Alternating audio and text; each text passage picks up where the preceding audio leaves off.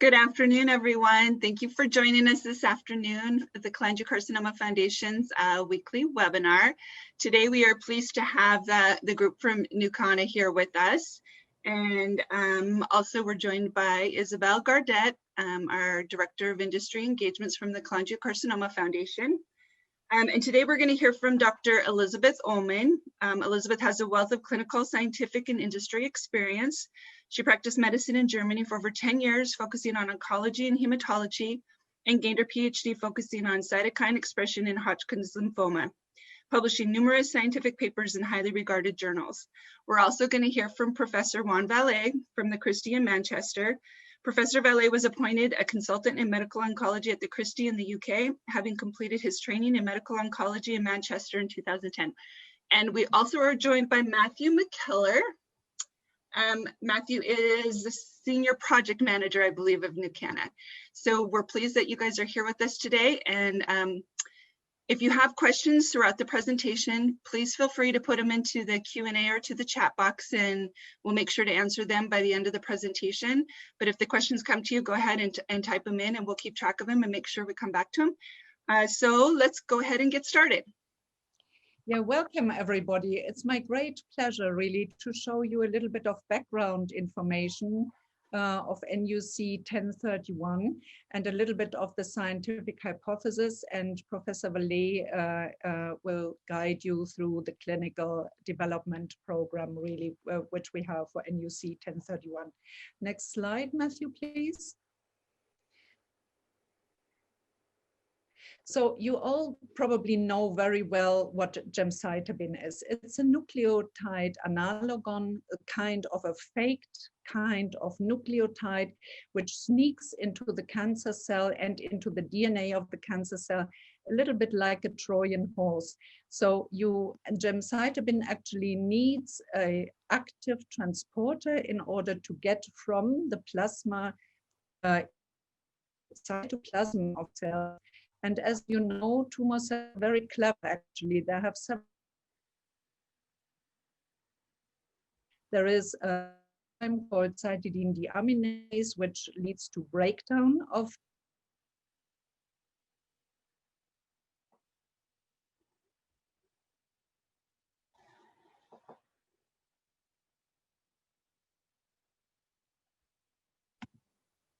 for sticking little phosphor moieties onto the drug to make it a monophosphate, then a diphosphate, and finally a final activated triphosphate. And these can be incorporated into the DNA and disturb DNA replication, and therefore the cells can't divide properly anymore.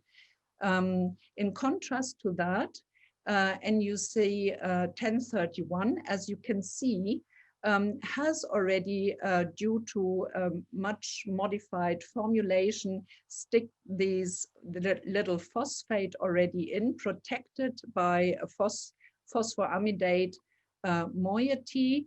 It makes the molecule very lipophilic. It can immediately go through the membrane of a cancer cell. Then the protection is cleaved, and it is already a pre-activated molecule. The monophosphate is already there, and which is actually the rate limiting step.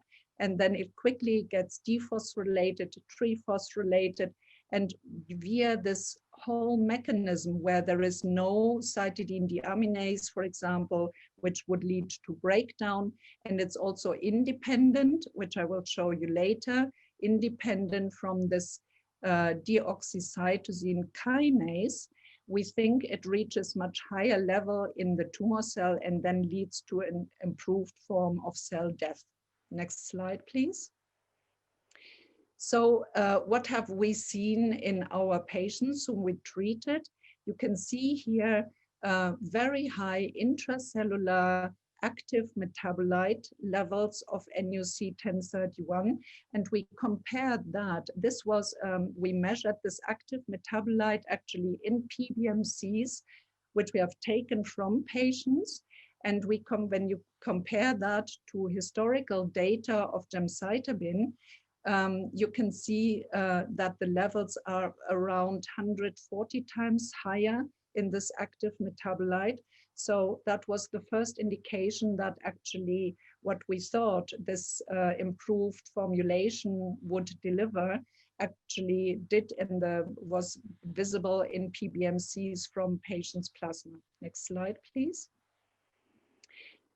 You all probably know very well how cisplatin, already one of the most widely used chemotherapeutic agents, actually disturbs replication of cells. It intercalates with the DNA double-strand molecules. It leads to DNA strand breaks due to this disturbance.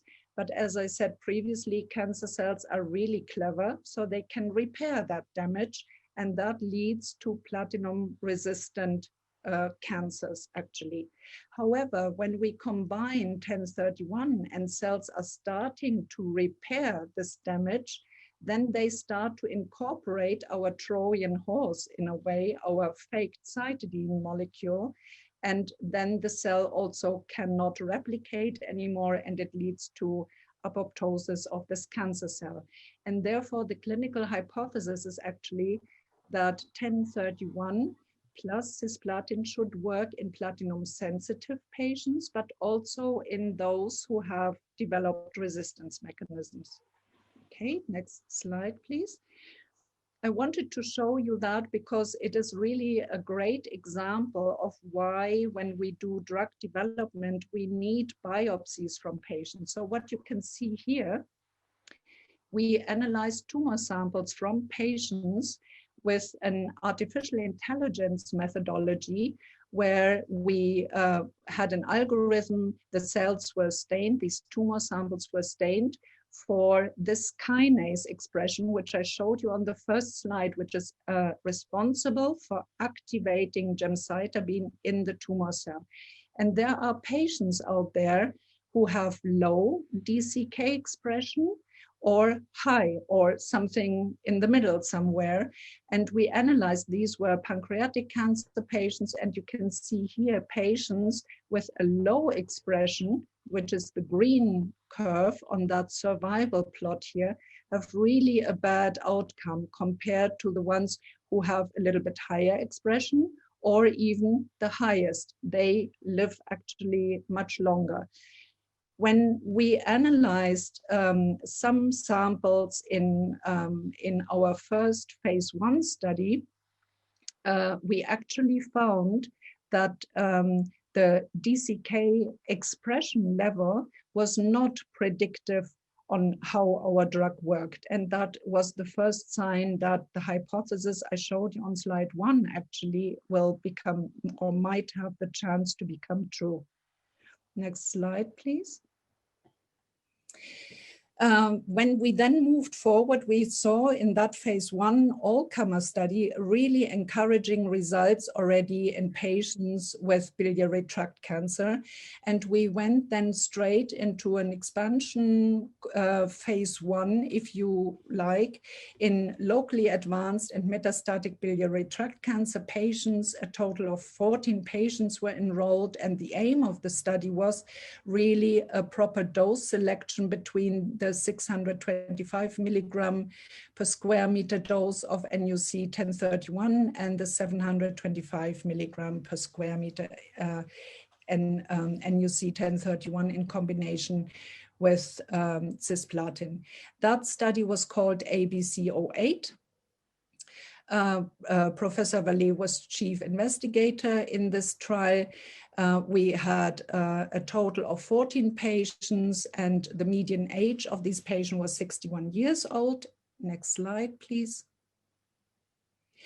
And we saw amazingly interesting results, which then led to further development in biliary tract cancers. As you can see here, the overall response rate in a phase 3 study, also led by Professor Vallée, in the ABC02 study, the response rate was 26%. And we saw in these relatively small phase 1b, but our response rate was 50%. And that is something which you hardly see in a phase 1 study, which you may have heard before. Also, partial responses were seen in 43% versus 25%, and we even had 1 out of these 14 patients with a complete response, which was enormously encouraging. And I show you the plots now, how that looked in these patients. Next slide, please. There you can see, I mean, this is a waterfall plot, how we call these plots, which everybody would wish to see, where you see that most of these patients actually achieved either shrinkage or even already PRs and 1 CR. And you can see across the biliary tract cancer types, they were very mixed, and nearly all of these subtypes showed some type of response. And that was not the best. The best actually is that we achieved that response already at the scan at 12 weeks.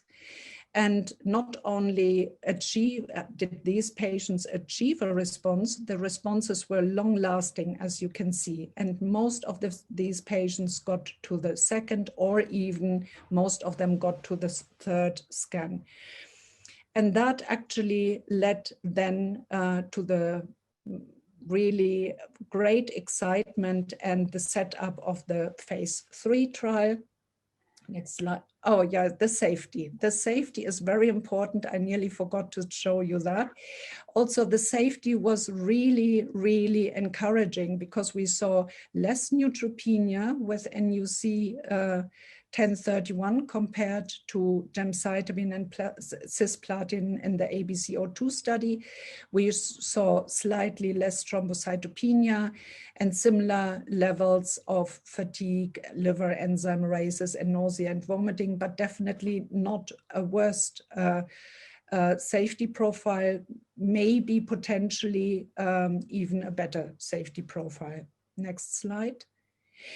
Yeah, and that led to the currently ongoing phase 3 study where we compare NuC 1031 plus cisplatin at the 725 milligram per square meter dose with gemcitabine and cisplatin as a proof of concept study.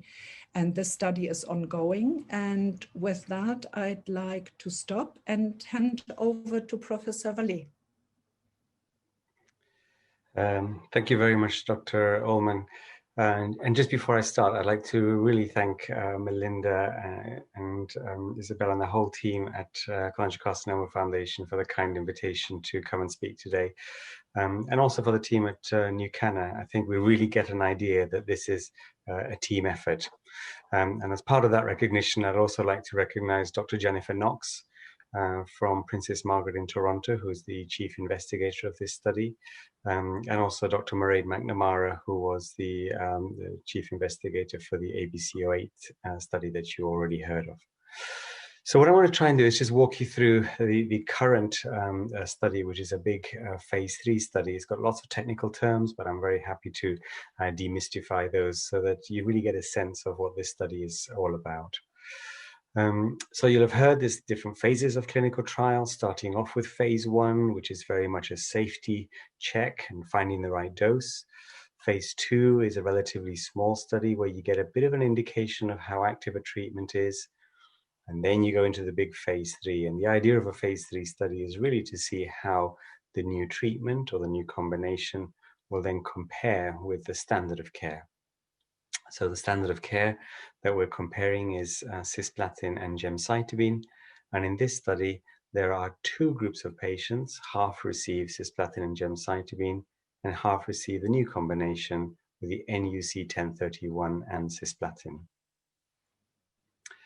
Next slide, please. So I talked about collaboration. This is an international study. It's open across 15 countries. 126 sites, and you can see that those are distributed across North America, Europe, and Asia Pacific. And on the next slide, we'll see the centers that are open in the US and Canada. There is a full list of global centers that can be found at the web address that's given at the bottom, and you can probably see if there's a center near you.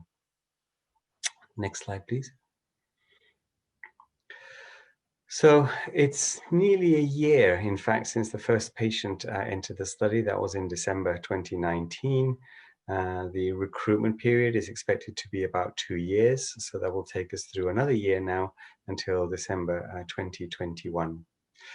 Of course, once patients are recruited, they need to continue to have their treatment for as long as they benefit. So we anticipate that the last patient would complete the study around July 2023. Obviously, that's very dependent on how patients fare. And then very soon after that, of course, we would get the data lock and try and get the results out. So these things do take a number of years. We can't get any quick answers immediately. Next slide, please. Now, this is an incredibly small writing slide, so I'm just going to take you through the boxes. The top box just tells you that the study is going to recruit a total of 828 patients. The next box says that patients are going to be randomized 1-to-1. And what that means is that half of the patients will get one treatment, half of the patients will get another, 50% in each group, a little bit like tossing a coin. Then you'll see a blue box and a gray box. In the blue box, you'll see NuC 1031 with cisplatin, and this is given on day 1, repeated on day 8, every 21 days. So it's actually very similar to the box on the right, which is gemcitabine and cisplatin again on day 1 and day 8, every 21 days. Then the further box below those shows that we need to reevaluate how patients are doing by doing repeat scans. We do that after every 3 cycles. So that's every 9 weeks, patients will have a scan. On the right side, if the cancer is at least holding, so we call that stable disease or better and shrinking down, we will then continue treatment for another 9 weeks and keep on repeating the scan. If at any time we find that the cancer isn't responding to the treatment and in fact is getting worse, obviously patients will then be looking for alternative treatments. And so on the bottom left, patients will then come off the study and then go on to additional treatment according to their local oncologist's decisions. The primary outcomes, so we're looking to see whether patients live longer if they have NuC 1031 and cisplatin, so overall survival is the top line.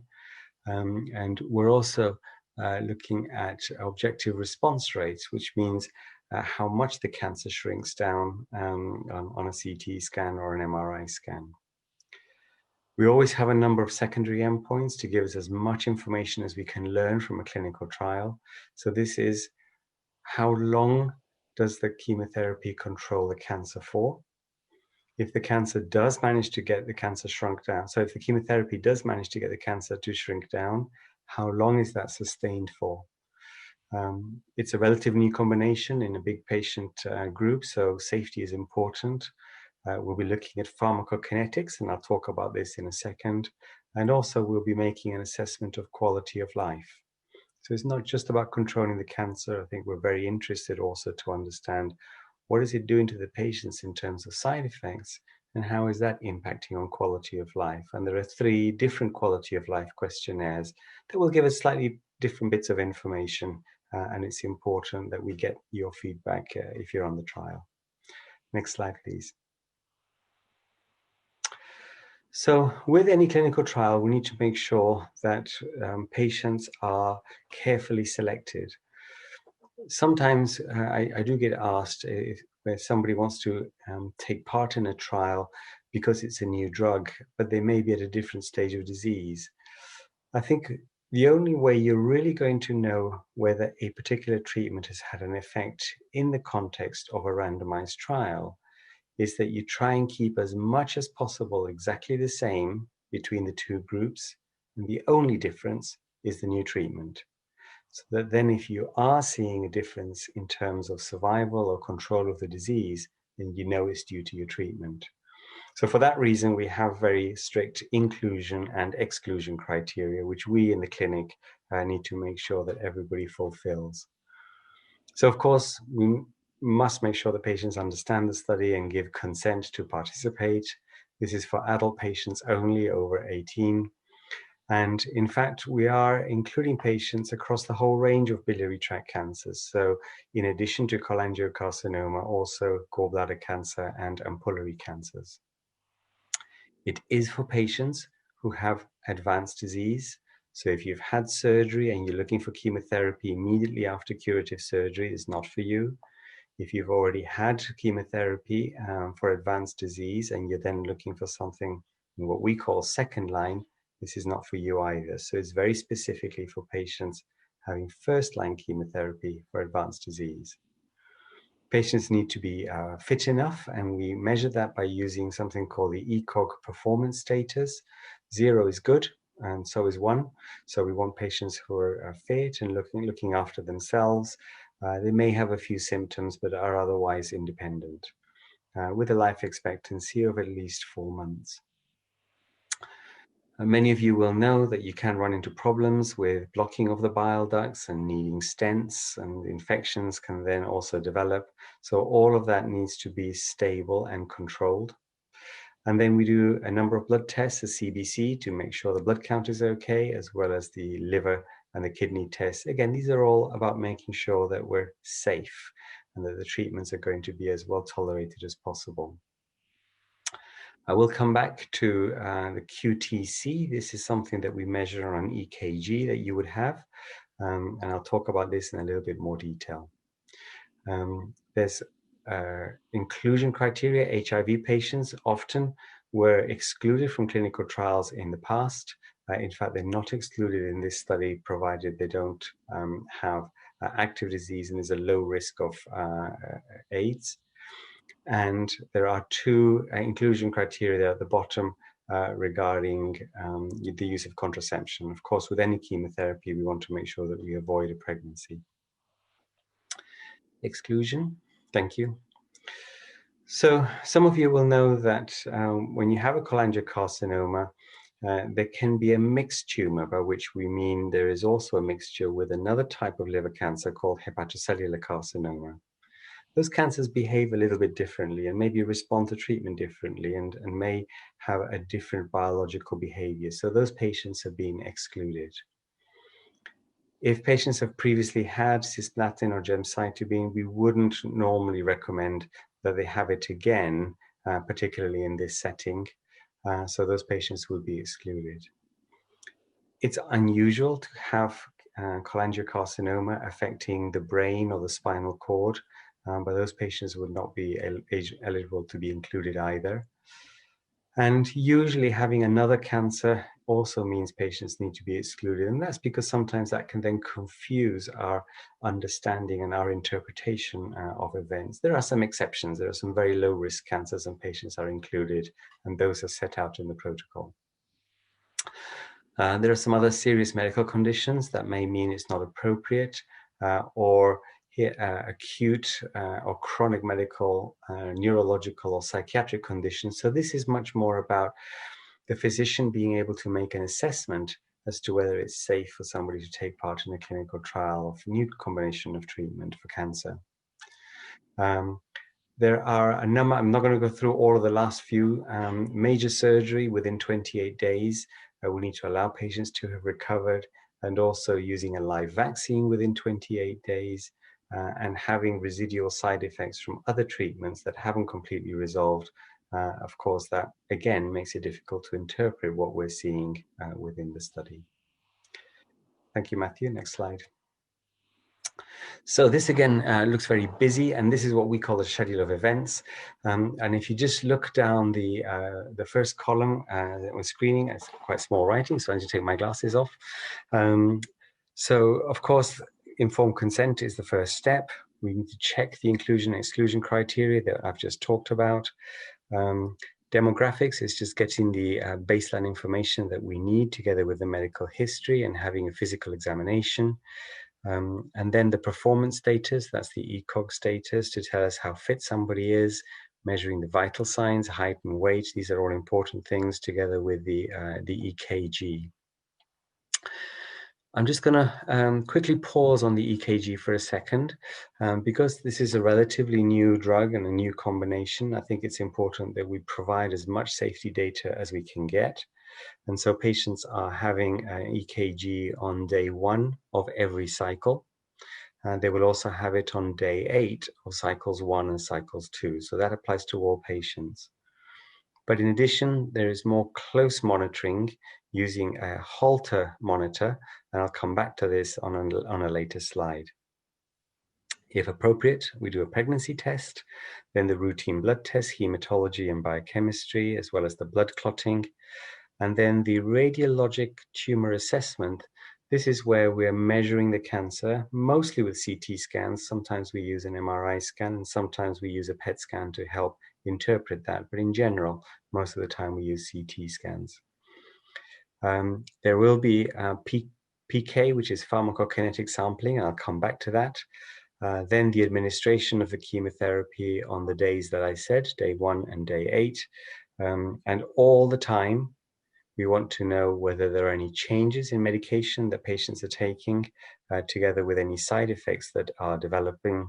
And we also collect the data in terms of quality of life. The health economic evaluation is really trying to gauge the hospital use. So any admissions to hospitals, those will be recorded and then will be included in the data collection. Thank you, Matthew. So if you were to be thinking about taking part in the clinical trial, what can you expect as a patient? Well, like I said, the treatments are allocated completely at random. The decision is made by a computer, so we can't influence that in any way. And it is what we call open label.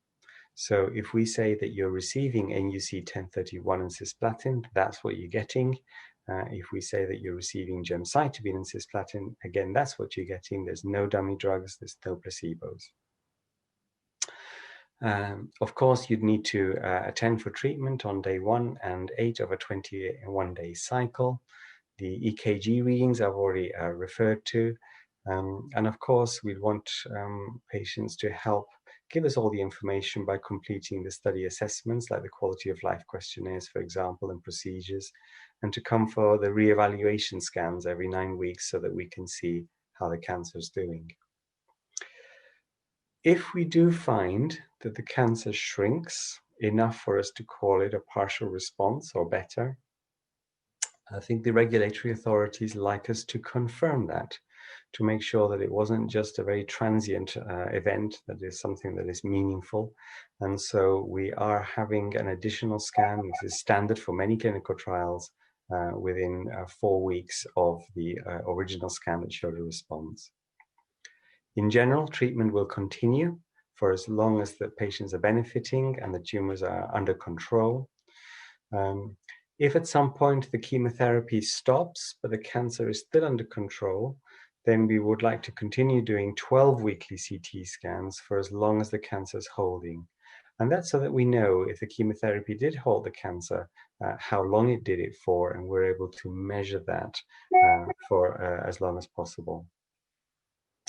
Even if you stop the treatment, it's important that the team are able to have a conversation with you just to check on how you're doing. The sponsor will provide you allowances for food, travel, and accommodation should you need it during your participation in the study.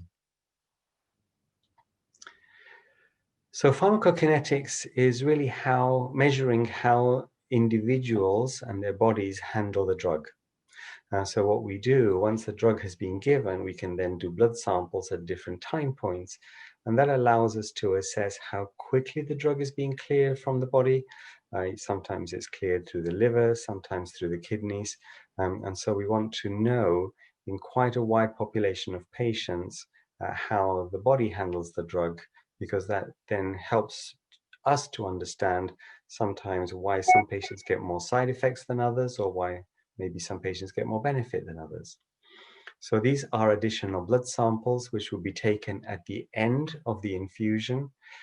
2 hours after that, or 6 hours after that. So it would mean a longer visit, particularly on the first day of treatment, which is cycle 1, day 1.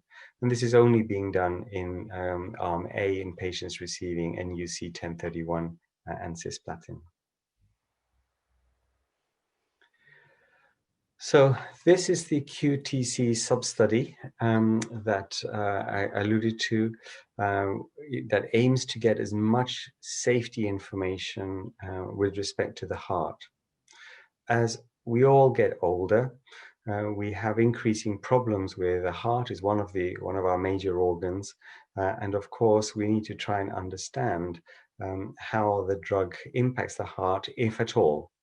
And so again, from the regulatory point of view, we need to provide very robust data on something called the QTC. Now, this is something that measures how quickly the heart is able to conduct the electrical current through the muscle that then leads to a contraction. And it allows us then to measure this very accurately on an EKG. So this is not for all patients. It's only been done in a sub-study of patients with 74 patients, half in each arm. Additional EKGs will be taken, and this is with a Holter monitor, which is then a little device that's fitted on, and it stays in place for the whole of 2 cycles and does EKGs at different times. The Holter monitor is a small battery-powered medical device. It does a continuous recording of the heart, and we extract the EKGs at different time points to give us the information without you as a patient having to be wired up every time specifically for that. You're just wired up all the time, and this is doing a continuous reading. So patients taking part in this group, the 74 patients, will need additional safety monitoring. Again, that means longer time in hospital maybe, so expenses for any snacks and refreshments will be covered, as well as travel and hotel expenses, obviously reasonable ones if required. Now, you don't have to take part in this extra sub-study, the extra heart safety checks, but we're very grateful for any patients who do, because like I said, it gives us as much information as we can to learn about the safety of the compound. Now, at some point, we normally find that the CT scans or MRI scans show that the treatment is no longer holding the cancer. And this is what we call progressive disease. Of course, ethically, it's important that patients can then go on to another treatment. So normally, we would then stop the treatment and allow patients to go on to another treatment recommended by their doctor. However, there are other reasons why sometimes patients stop treatment. If there are side effects that are either difficult to control or unacceptable to patients, then we may decide to stop the treatment. We really use a delay of around 21 days. If the treatment can't restart in 21 days, then we need to think, is this really going to be the best treatment for an individual patient? Having said that, this is not a hard and fast rule. So if we think patients are benefiting from treatment and we make that decision jointly, then there is the option to continue treatment if you are getting clinical benefit. Some patients can get a pneumonitis. This is like an allergy to the drug. It's an allergic type reaction in the lungs. Now, at the moment, we're all very twitchy about COVID and the impact that COVID can have on the lungs. And so one of the things that we'd be looking out for is just to make sure that there isn't this allergic reaction. It's actually very unusual, but something that we need to look out for as clinicians. Another unusual side effect, which is quite rare, is something called posterior reversible encephalopathy syndrome. That's a mouthful. We call it PRES for short, which is much easier. And this is, again, a reaction, in fact, towards the back of the brain, where normally people will have a very high blood pressure, headaches, and may sometimes have a seizure. Again, this can also happen with gemcitabine. In all the years that I've been dealing with these compounds, I've seen it happen on 2 occasions only out of thousands of patients who've had the treatments. So we know that these can happen. We know they're rare. We look out for them. But obviously, if people get these rare side effects, we'd want them to stop the treatment. If your doctor feels that there is lack of further clinical benefit, or the risks outweigh the potential benefits, then obviously they'd have a discussion about stopping treatment and, of course, developing any other illness that then stops us giving the chemotherapy would be a reason to stop. Next slide, please. So this is continued the list, which is rather long. You, as a patient, can decide to stop the trial at any point. Obviously, we'd like to address any issues, particularly side effects that need to be dealt with, to see if anything can be improved. And then it's really important that we know exactly what it is that you're stopping. Are you just stopping the treatment, but you're happy for all the follow-up to continue, in which case you would continue to collect that information? Or is it an absolute stop and you don't want any further data collected? And again, we would respect your wishes, depending on what decision you're making. If patients require any prohibited medication, so for example, another anti-cancer treatment, that would take them out of the trial. Pregnancy, of course, is important, and any change in patient's condition that makes it unsuitable to continue with treatment. And sometimes it is a sponsor request, and occasionally patients are lost to follow-up, although thankfully that's not very often. Next slide, please. So again, if patients do withdraw from treatment, it's key for us to try and retain as many patients as possible so that we really understand what the long-term effects and the outcomes are. So we are advising sites to try and make every effort to contact you every 12 weeks. If contact is lost, then provided you've given information in the consent form, the study site may also contact your next of kin or primary care physician. And it's critical that we continue to do this because this is how the study has been set up and allows us to really understand what the drug is achieving. And with that, I'm very happy to close. And I think we're just going to hand over to Matthew to do some polling questions. And then we'll go to some questions. Sounds good. Rick, do you want to queue up the poll questions? And I invite everyone to participate in the polling questions. So question number 1, if given the choice of 2 clinical studies, what is most important to you? You can click more than one.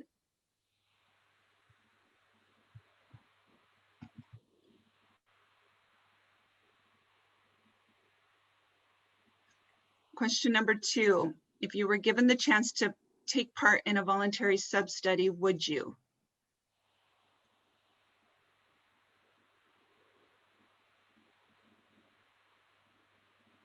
And question number 3, what would taking part in a voluntary sub-study depend on? Click more than one. You may click more than one.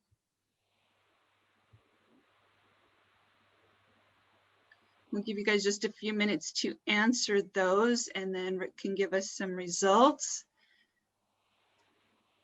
And then I'm wondering in the meantime if I can maybe ask some of the questions that came in.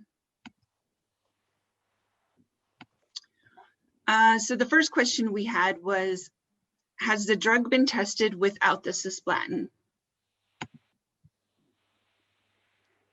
Yeah, definitely it has. Absolutely. In the phase 1 study, we had patients who were for a long time on treatment or longer, had shown longer disease stabilization without cisplatin.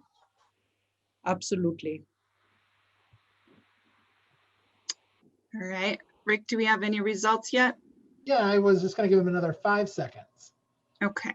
5, 4, 3, 2.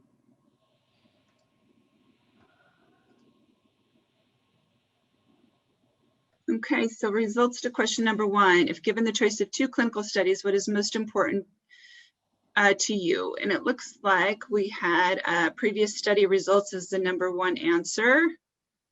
And then your doctor's advice, the science behind the drug, and other patient feedback. Question number 2. If you were given the chance to take part in a voluntary sub-study, would you? 56% said yes. And then 44%, it depends on what is being asked. And number 3, what would taking part in a voluntary sub-study depend on? The number 1 was if it had any benefit to me, potential benefit for future patients, how intensive it was to take part, additional support, travel expenses, overnight accommodations, and then lastly, study team's encouragement. I think those were some good results to look over. Linda, can I just quickly come back? I think it was important to highlight from the first question whether there had been a previous track record of the drug. As Dr. Ullman said, this has been used in a phase 1 study previously. And in fact, one of the things that made this quite intriguing is that it seemed to achieve responses in patients who have been deemed to have resistant disease. And I think that's what made it particularly interesting, because the way the drug is being delivered possibly may overcome some of those resistance mechanisms that had developed earlier. So to answer the first question, yes, it has been used on its own. We felt that possibly using on its own would not be the best thing to do in biliary tract cancer, because we already know that the addition of cisplatin improves survival. So we probably should be using it in combination with the cisplatin. Thank you. Thank you for explaining that. Okay, so the next question. Hello, thanks for this great study. Am I correct that only patients who had Gemcysts previously can't enroll to this trial? Yeah, that's true, unfortunately. And just to quickly explain why. If patients have had cisplatin and gemcitabine, very often there's a reason that they have discontinued, either because it was no longer working or side effects have developed. And we also know that the longer somebody has treatment, the more likely you are to get side effects. So if you were then to take part in this clinical trial, remember there's a 50-50 chance that you may get cisplatin gemcitabine again, and you may have problems with tolerating it because of the side effects from previously, and it may be less effective if it's already had its maximum effect earlier on. So I have a question to throw in there. So would a patient who's had surgery but then has a recurrence be eligible for this trial? Yes, as long as they haven't had Gemcysts before? Correct. So if you've had surgery, and some centers are now using adjuvant chemotherapy. So in the UK, we're using capecitabine as an adjuvant chemotherapy. Then those patients are eligible because they haven't received cisplatin and gemcitabine. Occasionally, there are patients who are receiving cisplatin and gemcitabine after surgery. So for example, within the Actica study that we're doing here in Europe, so those patients wouldn't be eligible.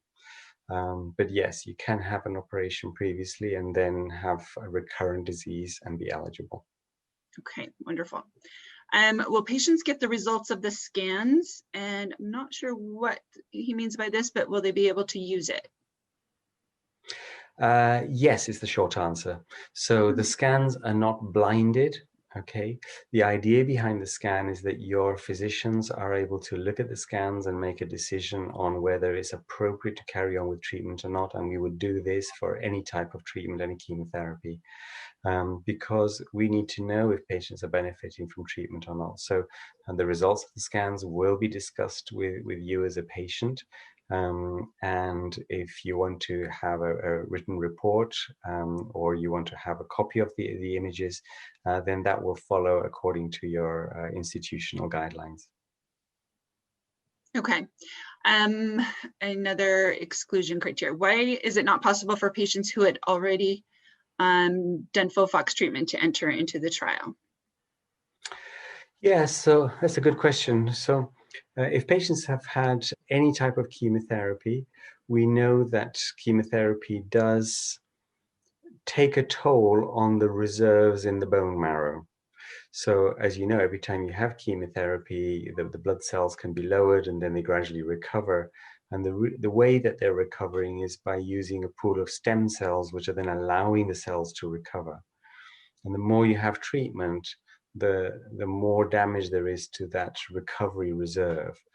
And so again, if we include a whole mix of patients who may or may not have had chemotherapy, it would then make it more difficult to interpret some of the results in terms of side effects and the duration of treatment. Okay, thank you. So this is a good question. Do you have an average time between when a patient is diagnosed and when they can enter into the trial?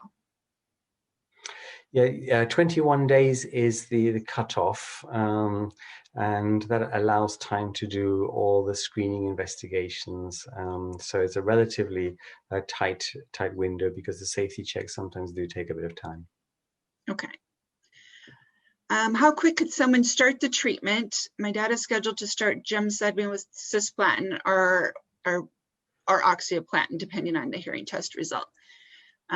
So again, probably 21 days, like you said, for the screening, and if the trial is available at your institution is what I would say, but go ahead, Dr. Valle. You've done the job. You should be sitting in this chair, I think, Melinda. You never know. So we tend to be a little bit less concerned about the kidney function with cisplatin. Just to quickly give you a little bit of background, in the old days, not the old days, but the early days, cisplatin was given with gemcitabine mainly for lung cancer. And they used very high doses of cisplatin. We're talking 60 or 70 milligrams per meter square. Within this combination, we're only using 25, is a much lower dose. And in fact, we found that that dose is actually very safe to the kidneys. So we've only very infrequently had to change the treatment based on the kidney function. Okay. Let's see, I'm going to switch over to the chat. There's some other questions that came in there. If the patient develops intolerance to platinum, will he or she be able to continue on the NuC 1031 alone? Yes, is the short answer. We do know that cisplatin has a cumulative effect and can cause more problems with recovery from certain side effects. And so provided that the cancer remains under control and it hasn't got any worse, then the cisplatin can be dropped and continue with the NuC 1031 or the gemcitabine if you're on that arm. Okay, good. And then could you give a 3-sentence patient-friendly summary of the rationale for why you feel this new drug may improve outcomes over the standard of care? Okay, so in brief, the drug gets into the cell better. It doesn't need to be activated, it's already active, and it's more potent once it gets into the cell. So for those 3 reasons, we feel that there may be a benefit of using this new version of gemcitabine than the old version. I hope that's That's great. to Thank the point. You. Okay, I think this is a no, but could a patient who had radioembolization Y90 previously and is currently on Gemcysts regimen be edgeable? Yeah, you're right. That would be a no, unfortunately. And I think it is important when we do these clinical trials that we are very, very strict so that we make sure that we get a very clean signal. You know, if it's a fantastically successful drug, then obviously it will then become available for many more patients. But equally, if we find that it's not hitting the mark, then we need to think again. And we want to try and avoid things that might confound some of that interpretation. Okay, a question on the compensation for traveling. Who takes a decision on the level of compensation of traveling and accommodation expenses? Are there any limitations and depends on what? And I guess I want to throw in and add to that. How does a patient acquire that assistance? Do they go through their doctor, or do they reach out to NuCana? How does that work? I don't know the answer to that for the US. Maybe Dr. Ullman or Matthew, you may be able to answer that. You're on mute, Matthew.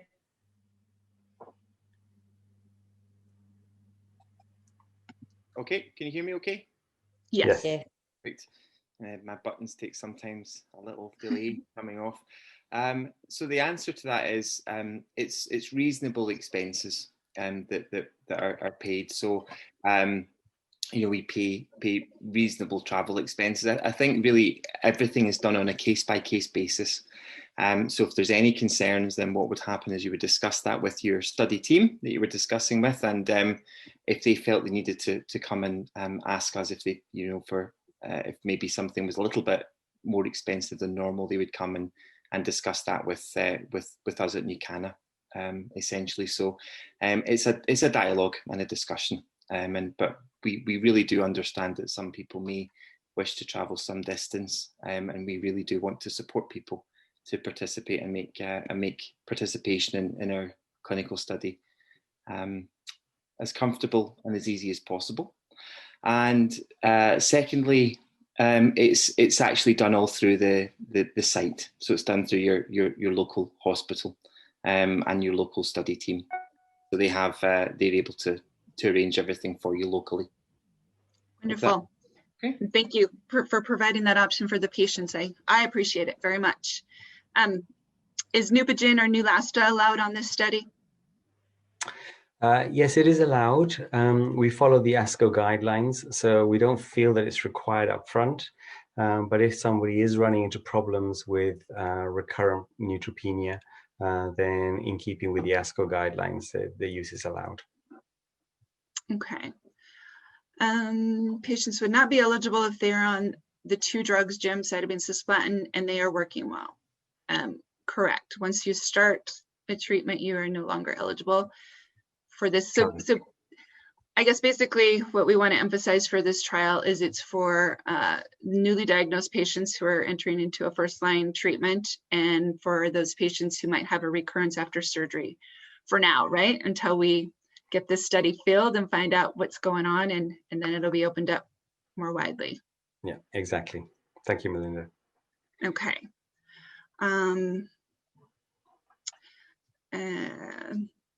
Yeah, okay, so there's a question asking about treatment again, that it's shifted, and once again, yes, she would not be eligible for that trial because she's already started a treatment. So it's treatment naive, no first treatments. You can't have had any previous treatment to enter into this trial. Correct, yeah. And right now, the only way to try this medication is through this study, correct? Yes. So my understanding, Dr. Ullman may correct me, but my understanding is that it's not available outside of the clinical trial. Is not, unfortunately. Okay. And back to the assistance, in case we missed it, is it issued in advance of the cost or as a reimbursement? In general, the patients that we've had who've claimed reimbursement is done after. So expenses are submitted after to our center, and then we've dealt with them with NuCana. Yeah. One thing just to add to that is, Teresa here, is just that there are occasions when we can just book travel or book hotels, because obviously it can be a substantial amount for people. So we don't want people to be too out of pocket. So there's definitely room for us or the site to actually book it first for you. Okay, thank you. So when will this drug be available for those who are already on Gemcysts? And I think you showed it in the timeline that it looks like it'll be probably the end of, I think it was what, 2023? Yeah, it's going to be some time. Okay. You mentioned today's cisplatin dosage not affecting kidney as much. Is it the same thing for hearing, for the ears? Yes, so the impact on hearing is also dose dependent. Having said that, of course, different people have different amount of pre-exposed ear damage.